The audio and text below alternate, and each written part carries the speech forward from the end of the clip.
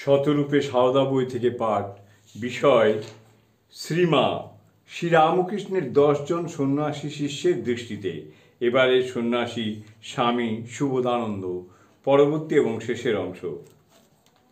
শ্রীমাকে ঠাকুরের উপনিযুক্ত 10 জন ত্যাগী সন্তান কি চোখে দেখতেন তার কিছু পরিচয় এখানে দেওয়ার চেষ্টা করা হয়েছে। এ ব্যাপারে লিপিবদ্ধ তথ্য উপাদানের অভাবে কথা আগেই বলেছি, সেই কারণে কোনো কোনো ক্ষেত্রে অসম্পূর্ণতার ত্রুটি থেকেই গেল। তবে মূল কথাটি সর্বক্ষেত্রেই এক। রামকৃষ্ণগত প্রাণ আর সীমা এদের সকলেরই দৃষ্টিতে ছিলেন একাধারে স্নেহময়ী মা, সংঘজননী এবং দয়াস্বরূপা ভক্তি বিজ্ঞানদাত্রী জগন্মাতা। জয় মা, জয় মা, জয় মা।